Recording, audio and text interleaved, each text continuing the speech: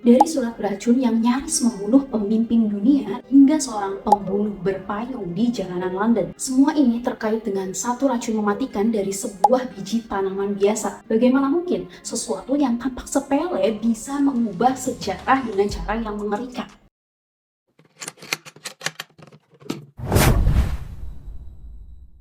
Sebuah racun yang dimanfaatkan dalam upaya pembunuhan rahasia hingga serangan bioteror. Pertanyaannya, kenapa racun ini yang dipilih? Seberapa mematikan zat ini sebenarnya? Dan siapa dalang dibalik kasus-kasus ini? Sebelum kita masuk ke dalam 3 kasus mengerikan yang melibatkan racun dari biji jarak, mari kita kenali dulu bagaimana zat mematikan ini bekerja. Kalian mungkin gak asing lagi dengan biji jarak atau castor bean, karena pasti sering melihat komposisi dari sebuah skincare atau produk-produk kecantikan mengandung castor oil. Ya benar, castor oil sebenarnya sering sekali dimanfaatkan dalam produk-produk kecantikan, baik itu untuk kulit ataupun untuk rambut. Dan kalau hanya castor oil, ya memang aman. Tapi ada zat lain dalam biji jarak yang sangat berbahaya dan mematikan, yaitu ricin. Ricin ini merupakan protein beracun, atau kalau misalnya mau lebih ilmiah, kita pakai definisi agak kompleks, yaitu glikoprotein dimerik yang terdiri dari rantai atoksik dan rantai B-lektin yang dihubungkan oleh ikatan disulfida dan diklasifikasikan sebagai protein penghambat ribosom tipe 2. Apakah ada yang udah males duluan dengan istilah-istilah ini? Well, karena ini memang bukan kuliah kimia ataupun toksikologi, aku akan langsung ke mekanisme kerjanya secara sederhana. Dan kenapa sih zat ini itu sangat berbahaya? Oke, kita anggap ada ricin yang udah dihasilkan dari biji jarak nih ya.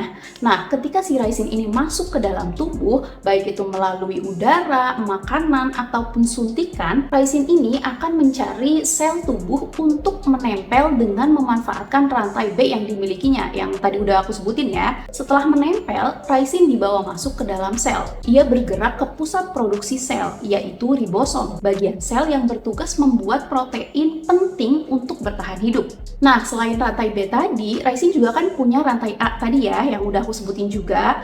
Nah, rantai inilah yang bertugas mematikan ribosom, menghentikan produksi protein. Dan tanpa protein, ya sel tubuh tidak bisa berfungsi dan mulai mati satu persatu. Karena ribosom rusak, sel-sel jadi nggak bisa tuh memperbaiki diri dan menjalankan tugasnya. Akibatnya apa?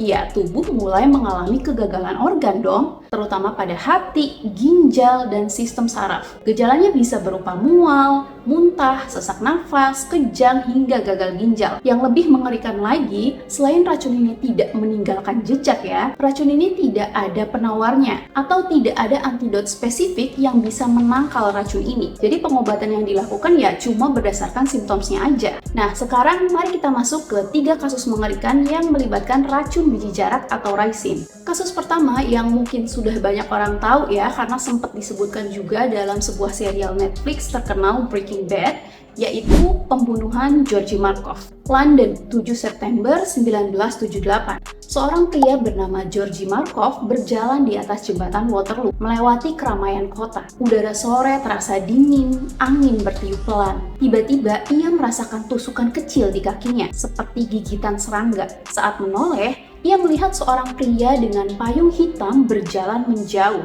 Hanya insiden kecil, pikirnya. Tapi siapa sangka, tusukan itu adalah awal dari akhir hidupnya. Dan inilah salah satu pembunuhan paling cerdik dalam sejarah, yang dikenal dengan The Umbrella Murder. Georgi Markov sendiri merupakan seorang jurnalis asal Bulgaria yang bekerja untuk BBC. Setelah kejadian payung tersebut, pada tanggal 8 sampai 10 September 1978, Markov dilarikan ke rumah sakit. Tetapi kondisinya semakin memburuk nih. Dokter bingung karena tidak ada tanda-tanda infeksi atau racun yang umum. Markov sendiri sempat mengatakan kepada dokter dan polisi bahwa ia merasa telah diserang dengan senjata misterius. Singkat cerita, setelah 3 hari penuh penderitaan, pada 11 September 1978, Georgi Markov pun akhirnya meninggal dunia. Hasil otopsi mengungkap fakta mengerikan. Di antaranya, dokter menemukan lubang kecil di pahanya di mana benda asing telah masuk ke dalam tubuhnya. Setelah diperiksa lebih lanjut, mereka menemukan bola kecil seukuran kepala jarum yang tertanam di bawah kulitnya. Bola itu memiliki 2 lubang kecil yang dirancang untuk melepaskan racun perlahan ke dalam tubuhnya. Dan zat yang ditemukan di dalam bola kecil itu adalah, ya benar, ricin.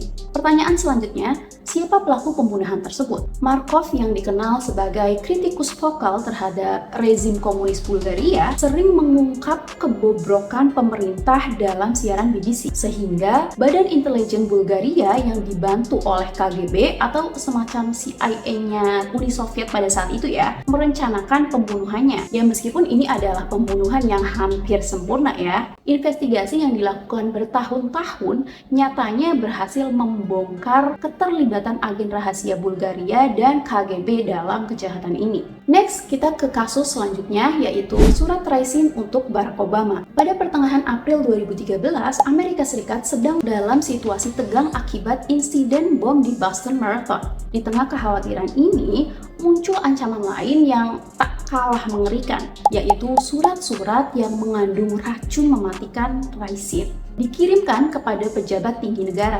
Saat itu, sebuah amplop yang ditujukan kepada Senator Roger Wicker dari Mississippi ditemukan. Uji awal menunjukkan bahwa surat tersebut mengandung ricin, racun mematikan yang berasal dari biji jarak. Selanjutnya, surat lain yang ditunjukkan kepada Presiden Barack Obama pada saat itu ya, juga diuji positif mengandung ricin. Surat-surat ini dikirim dari Memphis, Tennessee, dan memiliki kesamaan dalam isi serta gaya penulisannya. Surat tersebut berisi ancaman yang kurang lebih kalimatnya itu begini: tidak ada yang mau mendengarkan saya sebelumnya. Masih ada potongan yang hilang. Mungkin sekarang saya mendapatkan perhatian Anda, meskipun itu berarti seseorang harus mati. Ini harus dihentikan. Melihat kesalahan dan tidak membeberkannya berarti menjadi silent partner dalam kelanjutannya. Surat-surat tersebut ditandatangani dengan kalimat "saya KC dan saya menyetujui pesan ini". Setelah itu, penyelidikan dan penangkapan awal pun dilakukan. Tersangka pertamanya bernama Paul Kevin Curtis, seorang peniru Elvis Presley dari Tupelo, Mississippi. Ditangkap pada 17 April 2013. Curtis dikenal memiliki sejarah mengirim surat kepada politisi dan memiliki tanda tangan KC atau KC.